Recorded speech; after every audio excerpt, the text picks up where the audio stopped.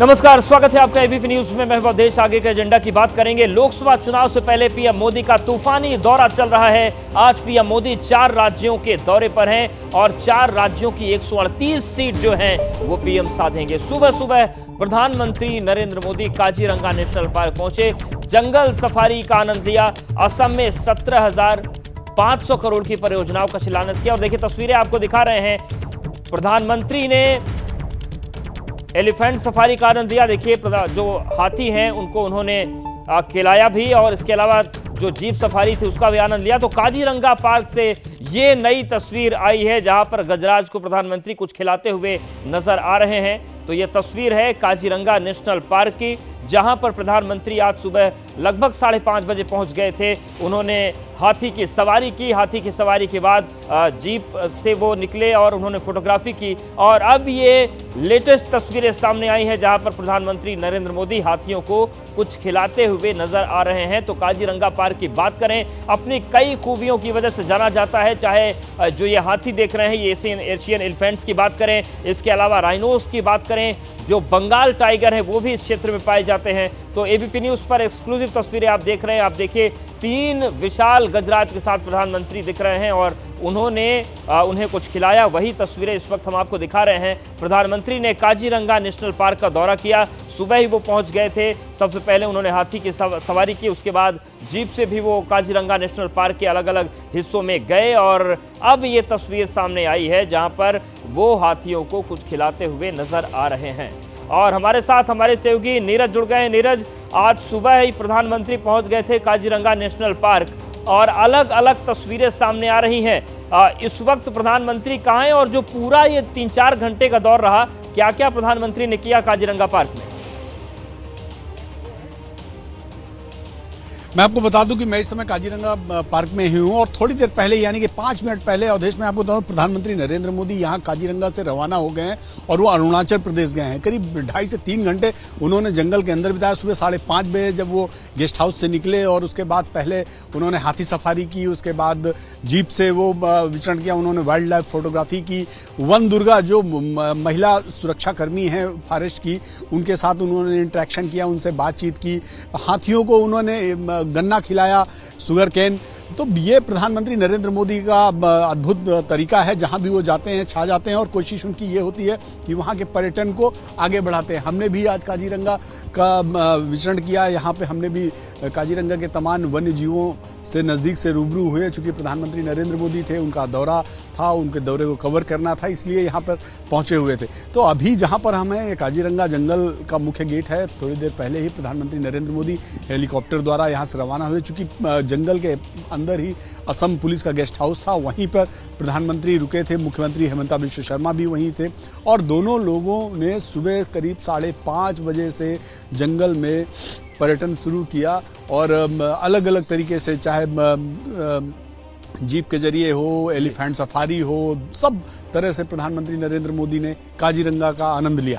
जी बिल्कुल नीरज, और जिस तरीके से आपने बताया कि 3-4 घंटे रहे और अरुणाचल के लिए निकल गए हैं, लेकिन काजीरंगा की बात करें तो पहली बार कोई प्रधानमंत्री हैं जो वहां पर रात को रुके हैं और कोहारा जो वन रेंज है वहां पर पहुंचे। इसका चुनाव के नजरिए से क्या इम्पैक्ट पड़ेगा नॉर्थ ईस्ट की जनता के मन पर, और इसके अलावा अगर हम पैटर्न की बात करें तो उस पर क्या असर दिखने जा रहा है? देखिए, प्रधानमंत्री नरेंद्र मोदी बहुत सारे काम चुनावी दृष्टिकोण से नहीं बल्कि स्टेट के लाभ के लिए करते हैं। आप देखिए, लक्षद्वीप जब गए तो वहाँ चुनावी दृष्टिकोण नहीं था, लेकिन जब वो लक्षद्वीप से निकले तो एक देश की जो है इकोनॉमी पर सीधे असर कर गया। आज जब वो यहाँ पर आए हैं तो काजीरंगा में उन्होंने रात बिताई। रात बिताने के साथ साथ लोगों से मिले, यहाँ पर वन दुर्गाओं से मुलाकात की, महिलाओं से। ये निश्चित रूप में जब देश का सबसे ताकतवर व्यक्ति किसी जगह जाता है, पर्यटन करता है, तो लोगों के आकर्षण का केंद्र होता है। नॉर्थ ईस्ट में या ये कहें कि पूर्वोत्तर के राज्यों में काजीरंगा अपने आप में सबसे बड़ा पर्यटन केंद्र है। यहाँ पर आप देखें तो मार्च, जहाँ अभी जिस समय मैं आप यहाँ पर हूँ, हम लोग यहाँ पे पहुंचे, मार्च के बाद से पर्यटन बड़ी तेजी से बढ़ता है और उसके बाद आप समझिए कि बिल्कुल से इसकी तमाम खूबियां हैं और वर्ल्ड हेरिटेज ये साइट भी है। बहुत धन्यवाद नीरज आपका हमारे साथ जुड़ने के लिए, जानकारी देने के लिए। तो प्रधानमंत्री नरेंद्र मोदी असम से अरुणाचल के रवाना रवाना हो गए हैं। अरुणाचल प्रदेश में पीएम मोदी सेला टनल का उद्घाटन करेंगे। ईटानगर में पीएम मोदी विकसित भारत विकसित उत्तर पूर्व कार्यक्रम में हिस्सा लेंगे। करीब 10,000 करोड़ रुपए की योजनाओं की सौगात भी देंगे। प्रधानमंत्री नरेंद्र मोदी अरुणाचल प्रदेश पहुंच रहे हैं और साथ ही ईटानगर से पूर्वोत्तर राज्यों को भी प्रधानमंत्री बम्पर गिफ्ट देने जा रहे हैं। और चलिए अब आपको कुछ अहम बातें बताते हैं कि आखिर सेला टनल जिसकी सौगात मिलने जा रही है क्यों महत्वपूर्ण है और किस तरीके से इसका फायदा मिलेगा। देखिए, अरुणाचल प्रदेश में एलएसी के करीब है line of actual control. Tunnel से जो फायदा होगा कि तवांग के हर मौसम में कनेक्टिविटी बनी रहेगी, एलएसी तक पहुंचना आसान हो जाएगा। तो इसका जो सामाजिक महत्व तो है ही, सामरिक महत्व इस टनल का बहुत बड़ा है। तवांग से जो कनेक्टिविटी है वो आसान बनी रहेगी। सामरिक तौर पर देश के लिए बेहद अहम है ये सेला टनल, क्योंकि 2019 में निर्माण काम इसका शुरू हुआ। आज प्रधानमंत्री उद्घाटन करने जा रहे हैं। कुल 825 करोड़ की लागत इसमें आई है और बीआरओ यानी कि बॉर्डर रोड ऑर्गेनाइजेशन ने सुरंग का निर्माण किया है। सेला टनल का ये जो मुख्य द्वार है आपको नजर आ रहा है, सामरिक तौर से बेहद अहम इसलिए है क्योंकि सेना अब तवांग से जुड़ी रहेगी। 5 साल का वक्त लगा, कोरोना के कारण थोड़ी देरी जरूर हुई, लेकिन देखिए जो सेला टनल है, पहली सुरंग जो है वो 1003 मीटर की है और दूसरी टनल 1595 मीटर। 2 टनल यहां पर बनाई गई हैं। इसके अलावा सड़क की लंबाई की बात करें तो 8.6 किलोमीटर है और जो पूरे प्रोजेक्ट की लंबाई है वो 12 किलोमीटर की है। तो ये सेला टनल का पूरा हमने आपको ब्यौरा दिया और ये जो टनल है जो सफर के घंटे हैं वो तो कम करेगी ही, साथ ही साथ हर मौसम में कनेक्टिविटी तवांग से बनाए रखेगी। तो ये बात हुई अरुणाचल की। अब बात करते हैं सियासत की और महाराष्ट्र में सीट शेयरिंग को लेकर दिल्ली में अहम बैठक हुई। अमित शाह के घर पर महाराष्ट्र को लेकर मीटिंग हुई। करीब 2.5 घंटे तक यह बैठक चली और महाराष्ट्र में सीट शेयरिंग के फॉर्मूले पर चर्चा की गई। मीटिंग में CM Eknath Shinde, deputy CM Devendra Fadnavis, Ajit Pawar और प्रफुल्ल पटेल मौजूद रहे। तो महाराष्ट्र में सीट शेयरिंग को लेकर एक अहम बैठक हुई केंद्रीय गृह मंत्री अमित शाह के घर पर। करीब 2.5 घंटे तक ये बैठक चली। महाराष्ट्र में सीट शेयरिंग के फॉर्मूले पर चर्चा की गई और इसमें बड़े नेता मौजूद रहे। तो चाहे हम सीएम एकनाथ शिंदे की बात करें, डिप्टी सीएम देवेंद्र फडणवीस की बात करें, अजित पवार की बात करें या फिर प्रफुल्ल पटेल की, ये तमाम बड़े नेता मौजूद रहे और अमित शाह के घर पर 2.5 घंटे तक ये बैठक चली है। महाराष्ट्र पर जो मंथन हुआ, इस मीटिंग की अहम बातें हम आपको बता देते हैं। देखिए, प्रमुख चेहरे आपको दिख रहे हैं और केंद्रीय गृह मंत्री अमित शाह के घर पर ही मीटिंग हुई। जेपी नड्डा बीजेपी के राष्ट्रीय अध्यक्ष मौजूद थे।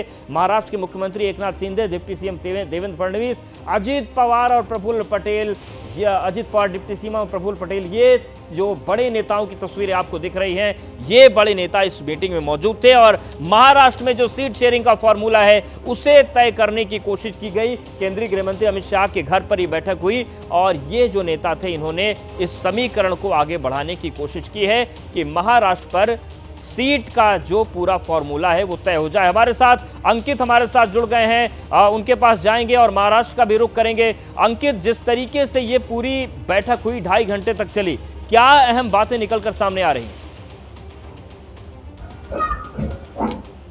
देखिए, अवधेश, कल की बैठक अपने आप में महत्वपूर्ण इस वजह से थी क्योंकि पिछले काफी दिनों से महाराष्ट्र के स्तर पर तो लगातार चर्चा हो रही थी कि कितना सीट शेयरिंग हो सकता है, लेकिन केंद्रीय बीजेपी के केंद्रीय नेतृत्व के साथ जो बैठक हुई है 2.5 घंटे तक चली है। यानी कि एक लंबी बैठक हुई है जिसमें तमाम पहलुओं पर चर्चा की गई है। पहलू ये थे कि लोकसभा चुनावों में किस तरह से गठबंधन किया जाएगा और जब विधानसभा चुनाव होंगे तो उस दौरान भी किस तरीके से किस पार्टी का कितना रोल होगा। लेकिन क्यों इस वक्त जो सबसे ज्यादा महत्वपूर्ण है वो है लोकसभा चुनावों को लेकर गए गठबंधन। और जो सूत्र इशारा कर रहे हैं हमारे सहयोगी मृत्युंजय हो या फिर जो तमाम जो सहयोगी हैं वो लगातार इसी बात की जानकारी पहले भी देते रहे हैं कि जो एक आपसी सामंजस्य बन रहा है वो यही बन रहा है कि बीजेपी 32 सीटों तक चुनाव लड़ सकती है, वहीं शिंदे गुट को जो है 12 सीटें और अजीत पवार गुट को 4 सीटें मिल सकती हैं। और इस सबके बीच में राज ठाकरे की भी अगर एनडीए में एंट्री होती है तो शिंदे गुट की एक सीट पर उनको भी चुनाव लड़ाया जा सकता है। तो ये वो तमाम समीकरण है। और एक और महत्वपूर्ण चीज, कल जो 2.5 घंटे की बैठक चली है उसके बाद भी केंद्रीय गृह मंत्री अमित शाह ने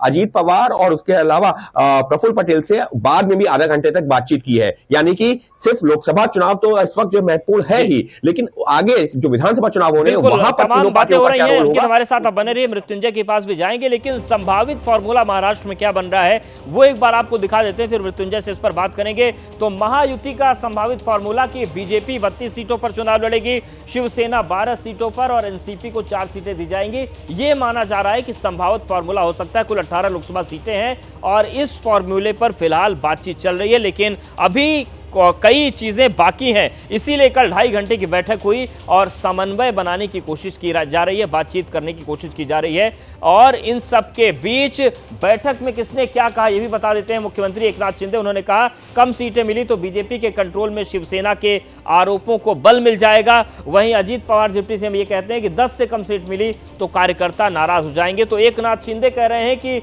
हम बीजेपी के कंट्रोल में चल रहे इन आरोपों को बल मिल जाएगा, और अजीत पवार कह रहे हैं कि 10 से कम सीटें मिली तो कार्यकर्ता नाराज हो गए। मृत्युंजय हमारे साथ बने हुए। मृत्युंजय, ये जो मीटिंग हुई और जो बात शिवसेना और एनसीपी कह रहे हैं, इनके बीच से समन्वय का रास्ता कैसे निकलेगा? एनसीपी कह रही है हमें 10 सीट चाहिए, एकनाथ शिंदे कह रहे हैं कि कम सीटें मिली तो फिर हमें बीजेपी का मोहरा बनने का आरोप लग जाएगा हमारे ऊपर। देखिए, निश्चित तौर पर दोनों की चिंताएं जायज़ हैं, चाहे वो एकनाथ शिंदे हो चाहे अजीत पवार हो। एकनाथ शिंदे कह रहे हैं अगर 12 सीट पर वो लड़ेंगे और एक तरफ वो असली शिवसेना होने का दावा करते हैं, तो उद्धव की शिवसेना तो 20 सीट पर लड़ रही है, कम से कम 20 सीट पर लड़ रही है, मांग तो 23 रही है। कहाँ 20 सीट है और कहाँ 12 सीट है असली शिवसेना के पास। यानी हमेशा जो आदित्य ठाकरे, उद्धव ठाकरे आरोप लगाते हैं कि बीजेपी कंट्रोल कर रही है शिवसेना को, उनकी खुद की पहचान खत्म हो रही है, तो वो आरोप कहीं ना कहीं उसको बल मिलेगा। पहला, अजीत पवार का कहना है कि मैं अपने चाचा से अलग होकर आया, अगर मेरे चाचा यानी शरद पवार 10 सीट पर लड़ रहे हैं तो मैं 4 सीट पर किस मुंह से लड़ूंगा। ये भी बातें काफ़ी सुनी गई कल की मीटिंग में। लेकिन दो महत्वपूर्ण बातें हैं। बीजेपी ने साफ तौर पर कहा है कि ठीक है, हम अगर आपको सीटें देते हैं तो आपके पास चेहरे कहाँ हैं? मुंबई में लड़ने के लिए आपके पास लोकसभा चुनाव का चेहरा कहाँ है? महाराष्ट्र में, पूरे महाराष्ट्र भर में एनसीपी के पास चेहरा कहाँ है? ये भी काफ़ी जायज़ बात है। ऐसे पर विकल्प निकलता ये दिख रहा है कि बीजेपी ज़्यादा सीटों पर लड़ेगी, लेकिन जो उम्मीदवार होंगे वो शिवसेना या अजीत पवार के होंगे या फिर बीजेपी के पसंद के होंगे। सिंबल लेकिन बीजेपी का रहेगा। बीजेपी के सिंबल पर शिवसेना के उम्मीदवार चुनाव लड़ेंगे और बीजेपी 32 से 36 सीट भी लड़ सकती है, ये बात सामने आ रही है। लेकिन अब ऐसे पर कंपनसेट कैसे किया जाएगा? तो जो आगामी अक्टूबर में विधानसभा चुनाव होगा, उस विधानसभा चुनाव में एनसीपी अजीत पवार गुट को और शिवसेना शिंदे गुट को ज्यादा सीटें दी जाएंगी। बिल्कुल, विधानसभा में ज्यादा सीटें दी जा सकती है। कुल 48 सीटें जो लोकसभा की हैं उस पर समन्वय बनाने की कोशिश की जा रही है कि इस पर जल्दी से फैसला हो जाए। बहुत शुक्रिया मृत्युंजय आपका। अंकित हमारे साथ आप बने रहिए। इस वक्त की बड़ी खबर का रुख करते हैं तमिलनाडु और पुडुचेरी को लेकर। इंडिया गठबंधन के प्रमुख दल यानी कि कांग्रेस डीएमके के बीच बड़ी खबर आई। लेकिन देखिए, काजीरंगा की एक तस्वीर आपको हम दिखाते हैं। प्रधानमंत्री नरेंद्र मोदी आज काजीरंगा नेशनल पार्क पहुंचे थे और ये तस्वीर हम आपको दिखा रहे हैं। देखिए, जो काजीरंगा वो पहुंचे, वो तस्वीर लगातार हम आपको दिखा रहे हैं। देखिए, ये वन दुर्गा हैं जो काजीरंगा की सुरक्षा में तैनात रहती हैं, उनसे उन्होंने संवाद किया। इसके साथ ही साथ डफलांग टावर जो है वहां से उन्होंने काजीरंगा के दृश्य को देखा। और ये देखिए, जो हाथी का सफर किया प्रधानमंत्री नरेंद्र मोदी की, उसकी सबसे पहले और एक्सक्लूसिव तस्वीरें आपके सामने हैं। और देखिए, हाथियों को जो गन्ना खिलाया प्रधानमंत्री नरेंद्र मोदी ने, वो तस्वीर भी आपके सामने है। तो प्रधानमंत्री नरेंद्र मोदी आज लगभग 3 घंटे तक रहे काजीरंगा नेशनल पार्क में और जीप सफारी जब वो कर रहे थे उस वक्त की तस्वीर भी हम आपको दिखा रहे हैं। तो सबसे पहले प्रधानमंत्री ने एलिफेंट की सफारी की, हाथी की सवारी की और उसके बाद फिर वो जीप पर सवार हुए। और देखिए, यही वो राइनो है जो काजीरंगा नेशनल पार्क की पहचान है। और वन दुर्गा जो है, ये भी काजीरंगा नेशनल पार्क की सुरक्षा में जो महिला दस्ता है वो लगा रहता है, उससे भी उन्होंने संवाद किया, बात की। और ये जो तस्वीर हम दिखा रहे हैं, ये काजीरंगा नेशनल पार्क में प्रधानमंत्री के जीप सफारी की तस्वीरें हैं। इस दौरान प्रधानमंत्री ने फोटोग्राफी भी की और उन्होंने काजीरंगा का जो जैव विविधता है उसको देखा। इसके साथ ही साथ हाथियों को उन्होंने गन्ना भी खिलाया और वन दुर्गा जो महिला रक्षकों की टीम है उनसे उन्होंने बातचीत की। तो अलग अलग जो तस्वीरें हैं, काजीरंगा वर्ल्ड हेरिटेज साइट है जहां पर पहुंचे प्रधानमंत्री नरेंद्र मोदी। सुबह 5:30 बजे ही वो पहुंच गए थे। और देखिए, जो हाथी से उन्होंने सवारी की वो तस्वीर आपको दिखा रहे। उन्होंने इस दौरान फोटोग्राफी भी की और हाथी की सवारी करने के बाद उन्होंने इन गजराजों को गन्ना भी खिलाया। तो ये तस्वीर है काजीरंगा नेशनल पार्क असम की, जहां पर प्रधानमंत्री नरेंद्र मोदी आज पहुंचे थे और अब यहां से वो अरुणाचल प्रदेश के लिए रवाना हो चुके हैं। लोकसभा चुनाव से पहले पीएम मोदी का तूफानी दौरा जारी है। आज प्रधानमंत्री नरेंद्र मोदी 4 राज्यों के दौरे पर हैं। 4 राज्यों की 138 सीट पीएम मोदी साधेंगे और आज सुबह सुबह बेहद दिलचस्प तस्वीरें सामने आई। प्रधानमंत्री नरेंद्र मोदी काजीरंगा नेशनल पार्क पहुंचे और ये तस्वीर देखिए, शुरुआत हाथी की सवारी से हुई और उसके बाद प्रधानमंत्री ने तस्वीरें भी खींची, हाथियों को गन्ना खिलाया और फिर जीप सफारी पर निकल गए। तो काजीरंगा नेशनल पार्क में आज अच्छा खासा वक्त प्रधानमंत्री ने बिताया, वहाँ की जैव विविधता को देखा, वहाँ की प्राकृतिक खूबसूरती को देखा। आपको बता दें कि Kaziranga national park world heritage है और यहाँ पर ख़ास तौर से लोग यहाँ के राइनोज, यहाँ के बंगाल टाइगर, यहाँ के एशियन हाथी देखने के लिए आते हैं। इसके साथ ही साथ यहाँ की जंगली जो भैंसें हैं उनको देखने के लिए भी लोग पहुँचते हैं। तो एबीपी न्यूज़ पर एक्सक्लूसिव तस्वीरें आप देख रहे हैं काजीरंगा नेशनल पार्क की। और देखिए, ये जो महिला सुरक्षा कर्मी, इनको वन दुर्गा का नाम दिया गया है, ये वहाँ की सेवा और सुरक्षा में लगी रहती है। इनसे भी प्रधानमंत्री ने संवाद किया और ये जो तस्वीर है देखिए, हाथी पर सवारी प्रधानमंत्री ने की। इस दौरान उन्होंने फोटोग्राफी भी की और इसके साथ ही साथ जो काजीरंगा नेशनल पार्क का पूरा जो क्षेत्र है उसमें उन्होंने जीप से भी सवारी की, जीप सफारी का भी आनंद लिया और जैव विविधता को देखा। तो काजीरंगा नेशनल पार्क जो कि नॉर्थ ईस्ट का सबसे बड़ा टूरिस्ट डेस्टिनेशन है,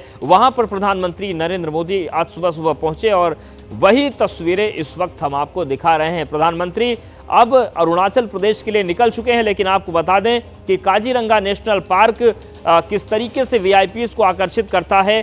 दो राष्ट्रपति भी यहाँ पर आए, पहले रामनाथ कोविंद यहाँ पर पहुँचे थे, फिर राष्ट्रपति द्रौपदी मुर्मू भी आई थी। और प्रधानमंत्री की अगर हम बात करें तो पहले प्रधानमंत्री हैं नरेंद्र मोदी, जो कि कोहारा वन रेंज जो है जहां पर असम पुलिस का गेस्ट हाउस बना है, वहां पर उन्होंने रात्रि विश्राम किया, रात में रुके और सुबह 5:30 बजे ही काजीरंगा नेशनल पार्क के भ्रमण के लिए प्रधानमंत्री निकल गए। उन्होंने हाथियों को गन्ना भी खिलाया और इसके बाद उन्होंने जीप की सवारी की और जीप से भी जो अलग अलग क्षेत्र हैं काजीरंगा नेशनल पार्क के वो देखे उन्होंने।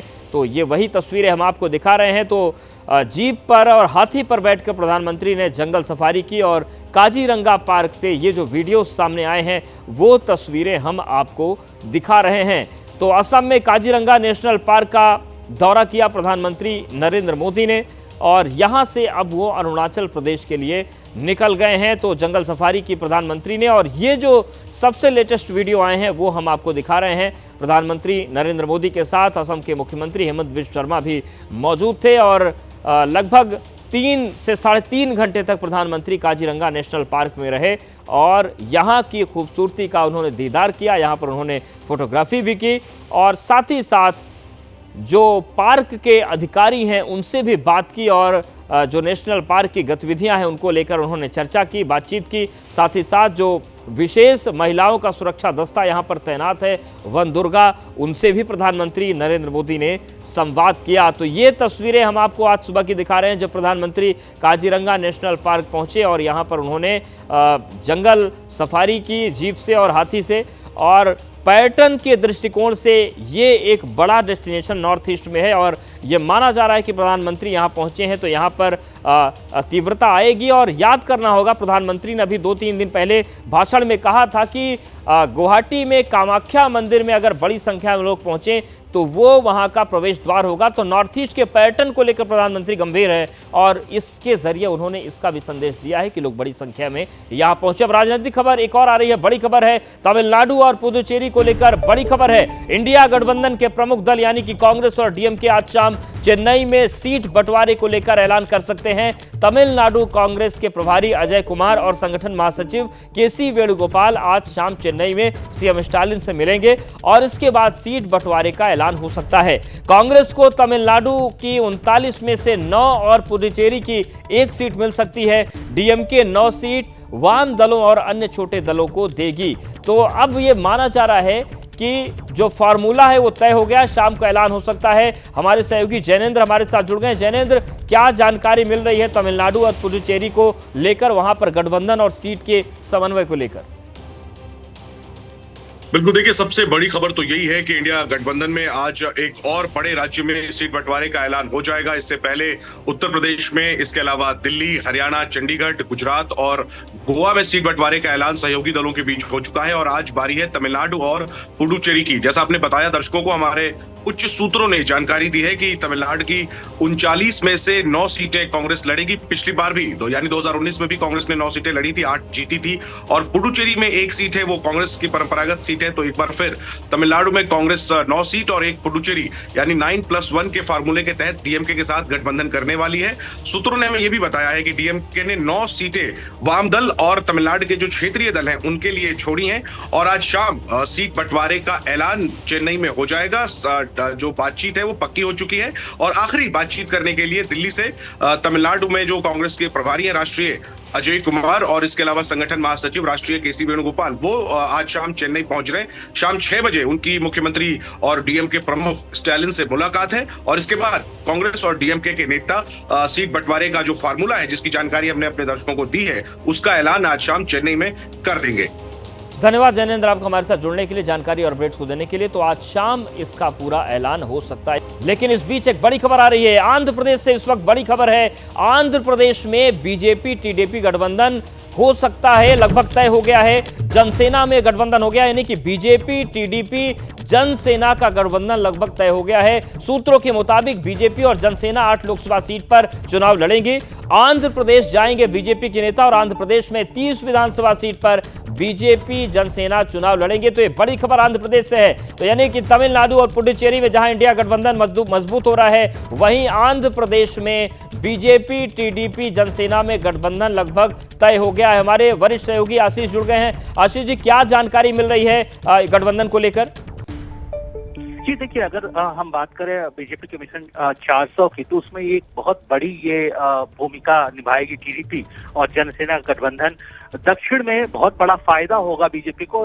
यहाँ गौरतलब है कि आंध्र प्रदेश में 25 लोकसभा की सीटें हैं और टीडीपी जनसेना मिलकर पहले इन सीटों पर चुनाव लड़ी थी। अब बीजेपी इस गठबंधन में शामिल हो गई है। 2019 से ठीक चुनाव से पहले एनडीए से बाहर आ गए थे चंद्रबाबू नायडू, अब उनकी एनडीए में वापसी कंफर्म हो गई। हमारे सूत्र बताते हैं कि 8 सीटों पर जनसेना और बीजेपी, 8 लोकसभा सीटों पर जनसेना और बीजेपी मिलकर चुनाव लड़ेगी। वहीं पर 30 विधानसभा सीटों पर भी बीजेपी जनसेना मिलकर चुनाव लड़ेगी। टोटल अगर हम बात करें तो 25 लोकसभा की सीटें हैं, 175 विधानसभा की सीटें हैं आंध्र प्रदेश में, और लोकसभा और विधानसभा दोनों के चुनाव साथ में होने हैं आंध्र प्रदेश में। और ऐसे में एनडीए में चंद्रबाबू नायडू की वापसी से जाहिर तौर पर बहुत बड़ा फायदा हुआ है बीजेपी को दक्षिण में।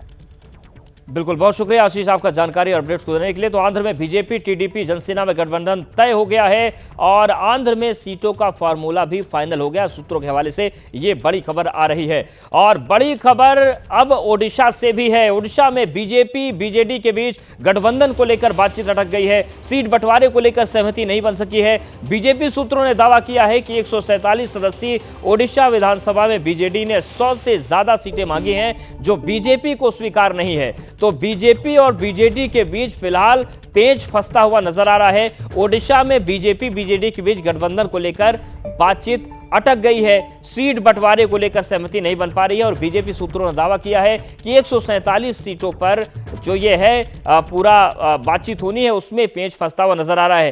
क्या बिसात बिछ रही है बीजेपी बीजेडी के बीच? गठबंधन का पेच कहां फंस रहा है वो हम आपको बता देते हैं। बीजेपी की डिमांड है कि 14 सीट लोकसभा की दी जाए, कुल 21 है, लेकिन बीजेडी को यह मंजूर नहीं है। ये लोकसभा की बात हो गई, कुल 21 सीटों की। और वहीं अगर हम विधानसभा की बात करते हैं, बीजेडी की डिमांड है 100+ की, जबकि बीजेपी को यह डिमांड मंजूर नजर नहीं आ रही। तो विधानसभा की 147 सीटें जो हैं, इस पर भी बात नहीं बन पा रही है और लोकसभा की जो 21 सीटें हैं उस पर भी अभी बात नहीं बन पा रही है। तो कुल मिलाकर बीजेपी और बीजेडी का जो गठबंधन है, सीट शेयरिंग फार्मूला है, उस पर पेच फंसता हुआ नजर आ रहा है। मध्य प्रदेश की राजनीति से भी बड़ी खबर है, जहां पर बड़ा झटका लगा है कांग्रेस को। कांग्रेस के वरिष्ठ नेता सुरेश पचौरी ने कांग्रेस छोड़कर बीजेपी ज्वाइन कर ली है और बीजेपी ज्वाइन करने के बाद ये माना जा रहा है कि बड़ा झटका है, क्योंकि पूर्व केंद्रीय मंत्री रहे हैं, मध्य प्रदेश कांग्रेस के अध्यक्ष भी रह चुके हैं और जिस तरीके से कांग्रेस का संगठन मध्य प्रदेश में है, उसके बड़े कद्दावर नेता हमेशा से माने जाते रहे। लेकिन आज उन्होंने फैसला लेकर सभी को चौंका दिया और अब उन्होंने मध्य प्रदेश में कांग्रेस का दामन छोड़कर बीजेपी को पकड़ लिया है। और देखिए, जो प्रदेश अध्यक्ष वीडी शर्मा, पूर्व मुख्यमंत्री शिवराज सिंह चौहान, वो तस्वीरों में नजर आ रहे हैं। तो मध्य प्रदेश के पूर्व मुख्यमंत्री शिवराज सिंह चौहान ने राहुल गांधी पर बड़ा हमला बोला है। उन्होंने कहा कि राहुल गांधी कांग्रेस को खत्म करने के बाद ही चैन की सांस लेंगे। कांग्रेस के सारे अच्छे नेता दिशाहीन नेतृत्व से थक चुके हैं और कांग्रेस खत्म होने की कगार पर है। कि महात्मा गांधी जी ने आज़ादी के बाद ये कहा था कि कांग्रेस आज़ादी का आंदोलन था, आज़ादी मिल गई, कांग्रेस को अब भंग कर देना चाहिए, नए राजनीतिक दल बने। लेकिन पंडित जवाहरलाल नेहरू जी ने सत्ता के स्वार्थ के कारण कांग्रेस को भंग नहीं होने दिया और आज़ादी के आंदोलन का राजनीतिक लाभ उठाया। महात्मा गांधी जी की इच्छा पंडित जवाहरलाल नेहरू जी ने पूरी नहीं की, लेकिन राहुल गांधी जी महात्मा गांधी की इस इच्छा को कि कांग्रेस को समाप्त कर देनी चाहिए पूरा कर कर ही चैन की सांस लेंगे। एक एक करके कांग्रेस के सारे अच्छे नेता इस नेतृत्व के कारण परेशान हो गए और इसलिए कांग्रेस अब समाप्त होने की ओर है। तो कांग्रेस के दिग्गज नेता सुरेश पचौरी ने बीजेपी का दामन थाम लिया। इस मौके पर पूर्व सीएम शिवराज सिंह चौहान ने कहा कि कांग्रेस धीरे धीरे खत्म हो रही है। तो सुरेश पचौरी कांग्रेस के बड़े नेता रहे और मध्य प्रदेश कांग्रेस के अध्यक्ष भी वो रह चुके हैं। 2008 से 2011 तक वो अध्यक्ष रहे, पूर्व संसदीय कार्य मंत्री भी रह चुके हैं और पूर्व रक्षा राज्य मंत्री की जिम्मेदारी भी उन्हें मिल चुकी है। 4 बार राज्यसभा के सांसद वो रहे। आप देखिए कितना बड़ा सियासी कद है। मध्य प्रदेश में जो नेता हैं जिनकी पहचान भी अपने आप में काफ़ी है, कांग्रेस की जो छवि लेकर चलते थे उनमें से एक सुरेश पचौरी का नाम था, लेकिन उन्होंने बीजेपी ज्वाइन कर ली। अब सीधे रुख करते हैं प्रधानमंत्री नरेंद्र मोदी का।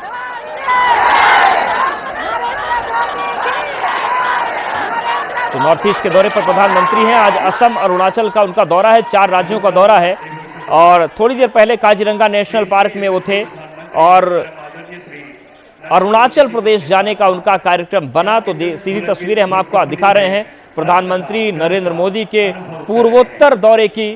आज 4 राज्यों का दौरा है और अरुणाचल प्रदेश पहुंच चुके हैं प्रधानमंत्री नरेंद्र मोदी, जहां पर बड़ी सौगात आज प्रदेश को वो देने जा रहे हैं। और सीधी तस्वीरें आपको हम दिखा रहे हैं ईटानगर से, जहां पर प्रधानमंत्री नरेंद्र मोदी पहुंच चुके हैं। लगभग 18,000 करोड़ की जो योजनाएं हैं, सौगात है, वो यहां से मिलने वाली है और वही तस्वीर इस वक्त हम आपको दिखा रहे हैं। तो प्रधानमंत्री पहुंच चुके हैं और देखिए अरुणाचल प्रदेश की जो पारंपरिक वेशभूषा है वो प्रधानमंत्री ने पहन रखी है और उनके साथ अरुणाचल प्रदेश के मुख्यमंत्री भी नजर आ रहे हैं मंच पर। तो ईटानगर की तस्वीरें हम आपको दिखा रहे हैं। प्रधानमंत्री अरुणाचल दौरे पर पहुंच चुके हैं। थोड़ी देर में सेला सुरंग का वो उद्घाटन करेंगे, जो ट्रांसपोर्ट के साथ ही साथ जो सामान्य परिवहन उसके साथ ही साथ सामरिक तौर से बड़ी महत्वपूर्ण है। और ये देखिए अरुणाचल प्रदेश की जो पारंपरिक चीजें हैं उनकी प्रतिकृति देकर प्रधानमंत्री का स्वागत इस वक्त अरुणाचल प्रदेश में किया जा रहा है। तो ये सीधी तस्वीरें हम आपको दिखा रहे हैं अरुणाचल प्रदेश से, जहां पर प्रधानमंत्री नरेंद्र मोदी पहुंच चुके हैं और इस वक्त उनका स्वागत अरुणाचल प्रदेश के मुख्यमंत्री कर रहे हैं। तो थोड़ी देर में सेला सुरंग का लोकार्पण करेंगे। ईटानगर से पूर्वोत्तर की सौगात मिलेगी। पूर्वोत्तर के 5 राज्यों को 55,600 करोड़ की सौगात देंगे। और देखिए ये प्रतीक चिन्ह, स्मृति चिन्ह दिया जा रहा है प्रधानमंत्री को।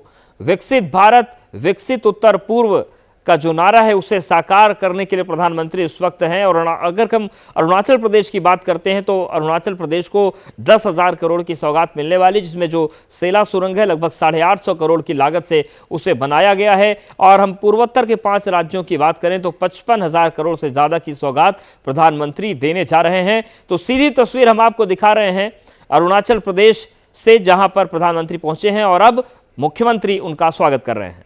लोकप्रिय नेता हमारे honourable prime minister Shri Narendra Modi ji, आज यहां उपस्थित हमारे अरुणाचल प्रदेश के राज्यपाल lieutenant general K T. Patnaik ji, virtual mode से जुड़े नॉर्थ ईस्ट के सभी हमारे सहयोगी मुख्यमंत्रीगण, मंच पर उपस्थित यूनियन मिनिस्टर श्री किरण जी,